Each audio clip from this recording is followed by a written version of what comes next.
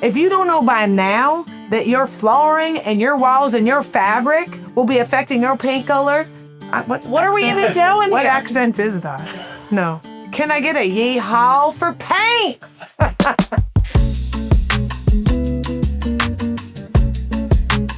Before you pick a paint color, it's really important to understand this. Paint should never be the first decision you make in a room. If you attempt to pick the paint before you pick anything else in the room, you're putting way too much pressure on that paint color selection. If you're not starting with a palette already in place, Or a palette that you like. or you're moving into a home where the wall color isn't your favorite, you do not solve that by picking a random new paint color. You solve it by looking at what you already own. Look at your furniture, your art, your flooring, and all the materials in that space. Those pieces inform you of what your paint color should be, not the other way around. The key takeaway here is start with the room, not with the wall color. Remember, paint supports the design, it does not define it.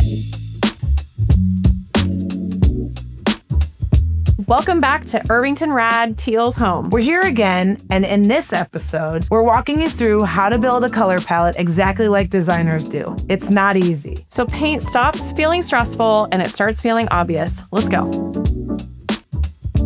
Step 1, don't start with wall paint. Start with what is staying in the room. Before you ever look at paint swatches, ask yourself this one simple question. What am I keeping in this room? That includes furniture, art, flooring, rugs, anything that is going to influence the color in your space. Let's say you have a leather chair or an accent chair in your room that you know is keeping. That fabric or that material starts the first color in your palette. Any future color needs to support that color, not fight it. If you don't have that exact swatch and you're not sure how to get that to your paint store, just take a picture of it. It doesn't have to be the identical color, but just even having it on your phone as a picture will better help you get the right paint color at the end of the day. Designer tip is make sure you're taking that photo in portrait mode. It better reflects the color. So this stuff is basic. You're not gonna pick your shoes before you really know what your outfit is, especially for something formal.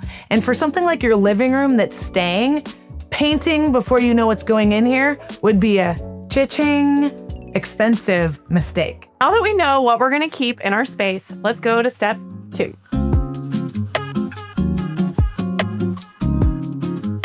Building a color palette is even challenging for a veteran designer. And what I have to remind myself all the time is my number one color is my flooring. So it's either wood, tile, or the rug. That's it. That's number one. What other accent pieces that are staying in the space is 2. This tile that has greens in it and this accent fabric for a pillow is 3.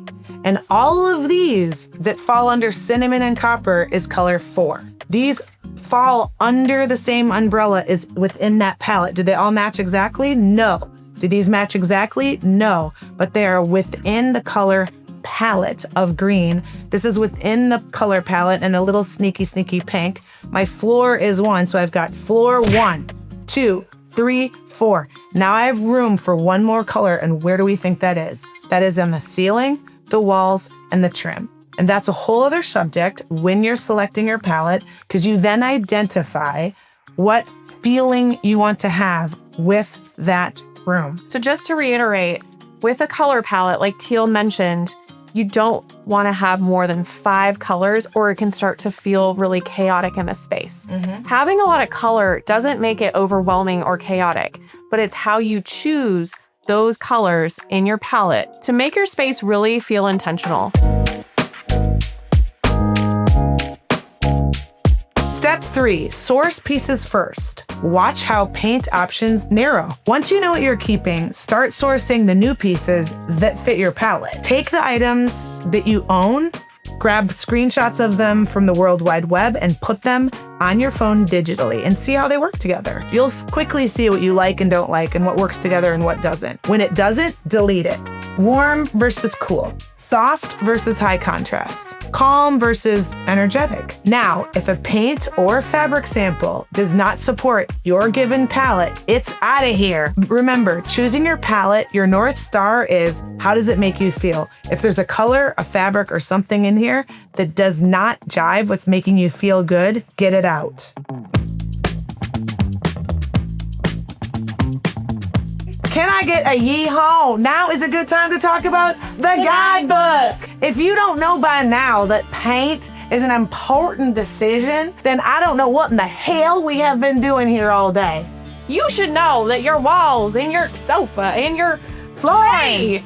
tray, they all impact paint. Click the link below to purchase the guidebook right now. Can I get a yee-haw? Step 4, paint reacts. It never stands alone. Paint never exists on its own. Your walls are a vertical surface, which means that they're constantly reacting to everything around them, especially what's happening horizontally. Your floors matter.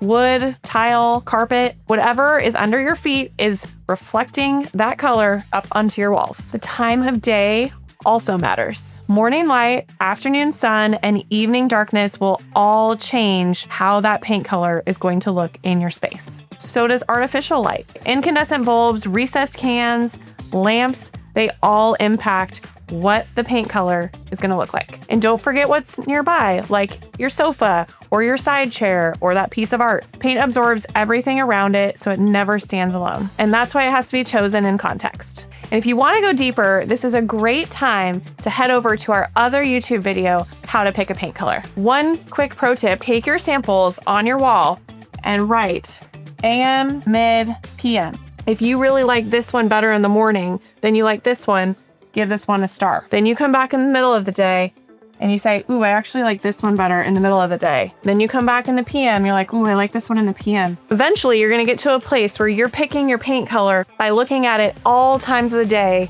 from your natural light and all the materials in your space. One of my favorite questions is when clients ask us, what color white should I paint my room? Whites can be cool or whites can be warm. Whites can have blue undertones or yellow undertones. Picking white is no joke. We put all this work into creating a palette, and don't forget, white could be or can be one of your 5 palette colors. It's important to get samples up and out and see how they change with your selected palette. Does the white turn gray? Does it turn cool? Does it turn warm? What happens with the white you choose and the best way to do it? See how it looks with fabric and flooring in your house, because those two things are the biggest impacts. White isn't neutral by default. It's not a shortcut, it's a decision. White has personality just like me. Step 5, test paint like a designer. Never commit to paint without testing it in the actual space. Did you know that you can go into Benjamin Moore and ask them for large paint samples? They do have them. Bring those samples home, tape them up on the wall, down by your flooring, right next to your trim. Watch them in the morning, noon, and the night to help you narrow in on what color you should pick. Just to be clear, you are not going to the paint store like 1984 and getting a paintbrush and wet paint and putting samples up on the wall. You're taking these suckers, in some case they can be peel and stick, and use these samples on the wall to test your paint colors. I'm just holding whites, but you can order ahead of time large samples in any color in the deck. In closing, the samples you have on the wall need to support your palette. If they don't, where do they go? Out of here. So you know what to do. Keep clicking that like button so we can keep making these ridiculous videos for you. Ridiculous. Peace out.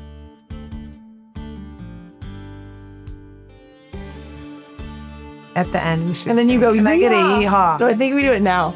In summary, and you go, No. yeehaw. In summary. No, if you don't know by now, Are you rolling? I'm rolling. I mean, it's the year of the horse. That means we're gonna gallop our way into success in the paint guidebook. Save a horse, ride a cowboy. Wait, we need an ending.